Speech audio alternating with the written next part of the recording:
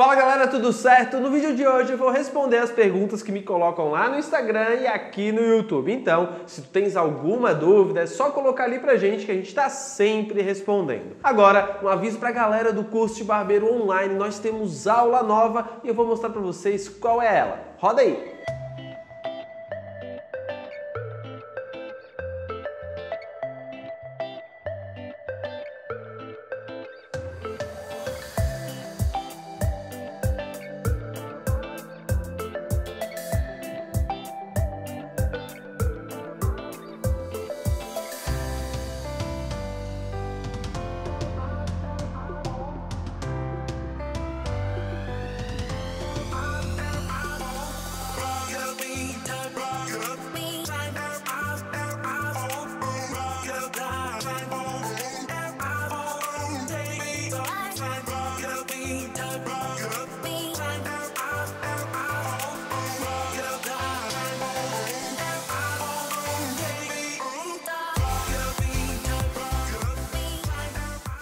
Então é isso aí galera, rapaziada do curso online, ó, peguem essa aula, estudem e me mandem um feedback do que vocês acharam dessa aula. E no vídeo de hoje vamos lá responder as perguntas.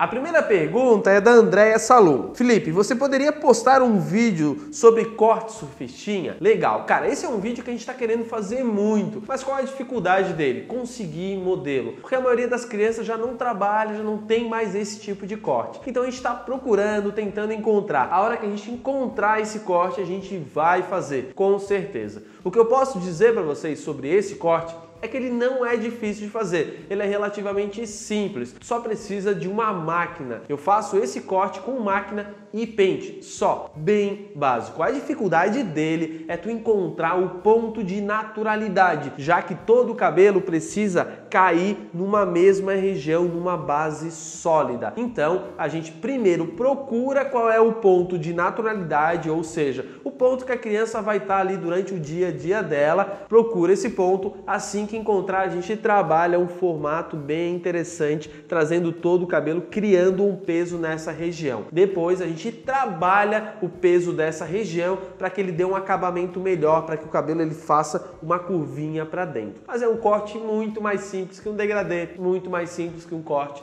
todo na tesoura. Talvez a gente tenha um pouquinho mais de dificuldade de fazer ele pelo fato de quase não fazer. É bem raro hoje aparecer. Tenho certeza que se tivesse um corte desse por dia na tua barbearia, tu te sentiria muito tranquilo de fazer esse corte, porque ele é, sim, relativamente fácil. Legal? Vamos para a próxima. A segunda pergunta é do Bruno Correia. Bom dia, Felipe. Parabéns pelo mid-fade perfeito. Porra, valeu, cara. Quantos minutos você gasta para fazer um corte assim? Para quem não sabe, o corte que ele tá falando é esse aqui que eu vou deixar aparecendo para vocês. Então, nesse corte aqui, para falar a verdade, ele é um pouquinho mais rápido, porque a diferença de tom do pelo e da pele é muito próxima, então eu não tenho tantas transições. Dá para fazer tranquilamente um corte desse em uns 20 minutos. Outra coisa, o cabelo dele não é tão fino, então ele não perde tanto o tom com velocidade, é um pouquinho mais fácil de trabalhar. Se fosse um degradê realmente bem complexo, com cabelo fino, uma pele bem branca e o pelo bem escuro, aí eu iria demorar uns 30 minutos fácil, legal? Agora, para um corte desse, uns 20 minutos é bem tranquilo, até porque a parte da tesoura ali não é complicada, a gente trabalhou com dois tipos de mecha para dar uma projeção um pouquinho maior na parte do topete e dar um encaixe bem certinho aqui. Mas ele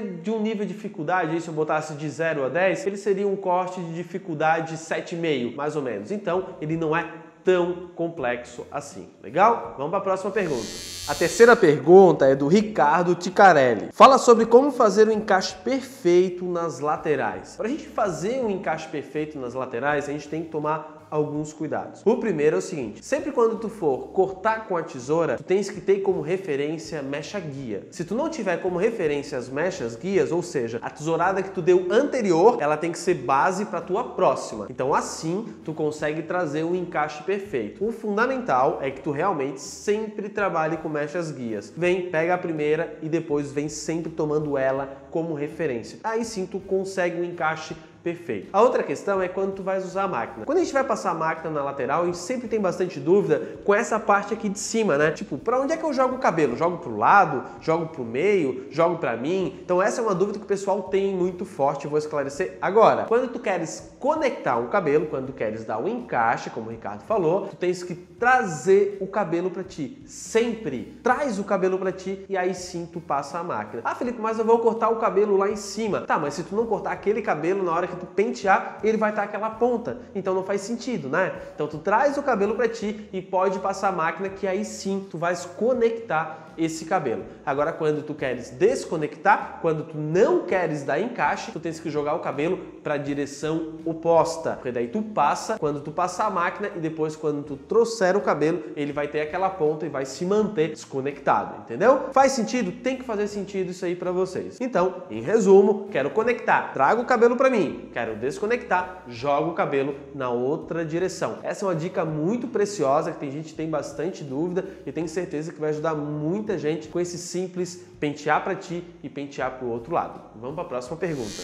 A quarta pergunta é do Rock Bar Barbearia. E aí, Felipe, tudo beleza? Estou com uma dúvida, queria saber se você usa talco. Então, hoje eu já não uso mais talco, porque eu já tenho o costume de vir com secador, tá sempre limpando o cliente e tal. Agora, quem tá começando no mundo da barbearia, às vezes fica um pouco atrapalhado, né? Começa a grudar muito pelo e tal. É interessante sim usar o talco. Para quem não sabe, o que o talco faz? Ele ajuda na limpeza, facilita na hora de tirar o pelo do cliente, do pescoço do cliente, do rosto do cliente. Cuidados que tu tens que ter. Tem gente que é alérgica a esse talco, então é interessante que tu compre um talco anti-alérgico. Tem algumas ferramentas que elas borrifam o talco no cliente, mas antigamente era tipo uma bombinha que tu apertava e ela saía. Hoje tu já tens algo tipo um borrifador, que tu borrifa o talco e vem no cliente, tu consegue limpar com bastante facilidade. Outro cuidado também é com o cheiro do talco. Toma cuidado aí para não ser um cheiro muito forte. Agora, é uma ferramenta muito legal, bem interessante, principalmente para quem está começando. E além de mais,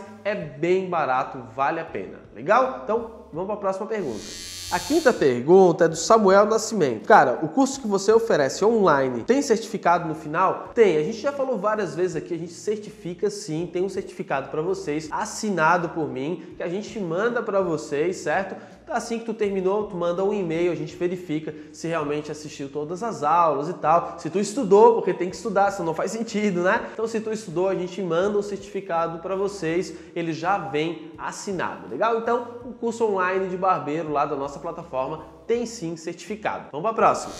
A sexta pergunta é do Elvis Nunes. Qual a forma você acha melhor para fazer o degradê? De cima para baixo ou de baixo para cima? Essa é uma pergunta que ela é bem frequente aqui no canal, mas eu faço questão de sempre responder ela. Primeiro, quando a gente vai fazer um degradê, qual é o mais importante? É sempre o que eu digo. O degradê é cor, tu precisa enxergar as cores do degradê para fazer e conseguir executar ele. Quando a gente vai fazer um degradê, a gente tem essas opções, de cima para baixo ou de baixo para cima. São as opções básicas. Qual é a diferença de uma para outra?